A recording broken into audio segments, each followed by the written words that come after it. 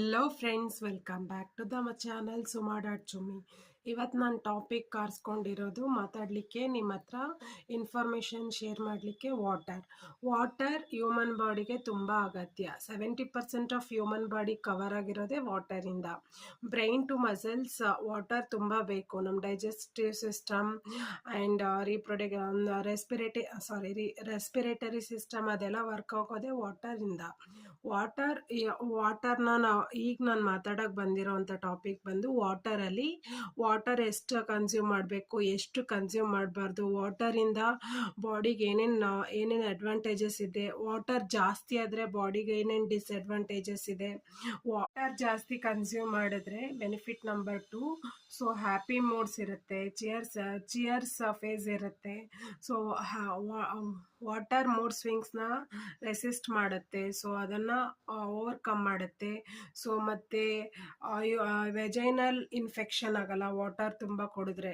Urine pass ಆಗೋದ್ರ ಮೂಲಕ infection ಎಲ್ಲ clear ಆಗಿಬಿಡುತ್ತೆ. ಯೂರೇಟರಿ ಟ್ರ್ಯಾಕ್ಟ್ ಇನ್ಫೆಕ್ಷನ್ ಎಲ್ಲ ಕ್ಲಿಯರ್ ಆಗುತ್ತೆ. ಸ್ಕಿನ್ ಇರಿಟೇಷನ್ ಎಲ್ಲ ಕಮ್ಮಿ ಆಗುತ್ತೆ ವಾಟರ್ ಕುಡಿದ್ರೆ. ಸ್ಕಿನ್ ಎಲ್ಲ ಸಾಫ್ಟಾಗಿ ಸ್ಕಿನ್ನಲ್ಲಿ ಮಾಯಿಶ್ಚರೈಸಿಂಗ್ ಕಂಟೆಂಟ್ ತುಂಬ ಇರೋ ಥರ ವಾಟರ್ ಹೆಲ್ಪ್ ಮಾಡುತ್ತೆ.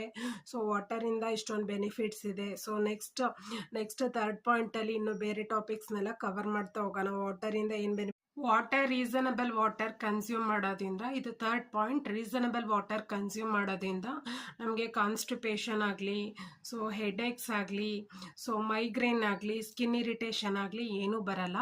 ಸೊ ವಾಟರ್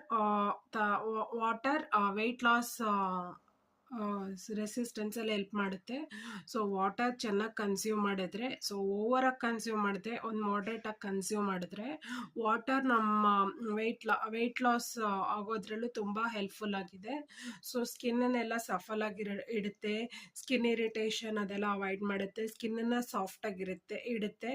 ಸೊ ಇದೆಲ್ಲ ವಾಟರ್ ಯೂಸಸ್ ಆಗಿದೆ. ಸೊ ನೆಕ್ಸ್ಟ್ ನೋಡ್ತಾ ಹೋಗೋಣ. ಫೋರ್ತ್ ಪಾಯಿಂಟ್ ಬಂದು ವಾಟರ್ನ ಎಷ್ಟು ಪ್ರಮಾಣದಲ್ಲಿ ಕುಡಿಬೇಕು ಅಂತ. ಡೈಲಿ ನೀವು ವಾಟರ್ನ 2 ಲೀಟರ್ಸ್ ಆಫ್ ವಾಟರ್ ಕಂಪಲ್ಸರಿ ಮ್ಯಾಂಡೇಟರಿಯಲ್ಲಿ ಕುಡಿಲೇಬೇಕು. ನೀವು 2 ಲೀಟರ್ಸ್ಗಿಂತ ಕಮ್ಮಿ ಕುಡಿತಾ ಇದ್ರೆ ನಿಮ್ಮ ಬಾಡಿನ ನೀವೇ ಹರ್ಟ್ಫುಲ್ ಮಾಡ್ಕೋತಾ ಇದ್ದೀರಾ, ಡ್ಯಾಮೇಜ್ಫುಲ್ ಮಾಡ್ಕೋತಾ ಇದ್ದೀರಾ ಅಂತ ಅರ್ಥ.